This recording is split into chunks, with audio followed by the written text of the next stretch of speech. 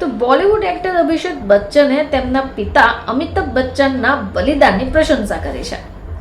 કોન બનેગા કરોડપતિ 16માં અભિષેક તેમના પિતા અમિતાભ બચ્ચન સામે તેમની લાગણીઓને શેર કરી.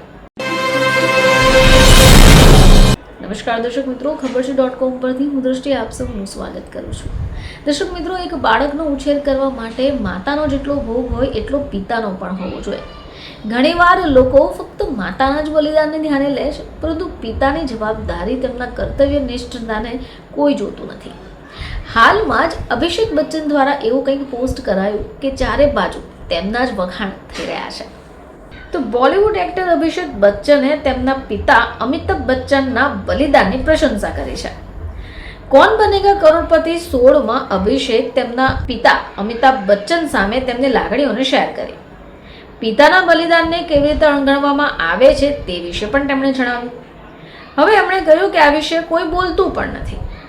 મારા પિતા સવારે 6:30 વાગે ઘરની બહાર નીકળી જતા, જેથી અમે 9 વાગ્યા સુધી આરામથી જાગી શકીએ.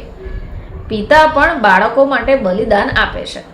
જો તમને પણ લાગે છે તમારા ઉછેરમાં તમારા પિતાનું કોઈ યોગદાન નથી, તો તમારે જાણવું જોઈએ કે પિતા પોતાના બાળકો માટે શું ગુમાવે છે. તો બાળક થયા પછી પિતાના જીવનમાં અંગત કે ગુપ્ત કંઈ નથી હોતું.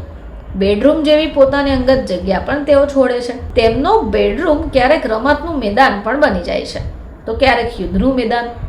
જો કે પિતા સ્વેચ્છાએ આ બલિદાન આપે છે. શું તમે વિચાર્યું કે તમને છીંક આવે તો તરત તમારા પિતા તમને દવા આપે છે?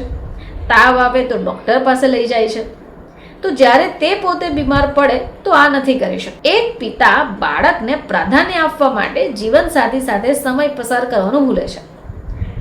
ડેટ નાઇટ, ડે આઉટ, પત્ની સાથેની રોમેન્ટિક નાઇટ્સ જેવી બાબતો પણ ઓછી થઈ જાય છે, કારણ કે એક પિતાનું ધ્યાન તેમની પત્ની કરતાં બાળકના પેરેન્ટિંગ પર વધારે હોય છે.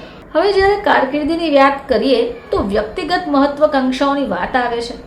પિતા સ્વેચ્છાએ બલિદાન આપે છે અને તેઓ સમજે છે કે બાળકને સમય અને ધ્યાનની જરૂર છે. કામ અને કુટુંબમાં સંતુલન સાધવું એના પડકારરૂપ હોવા છતાં બાળકના ઉછેર માટે પોતાની કારકિર્દી પણ દાવ પર લગાવે તો તેમને વાંધો નથી.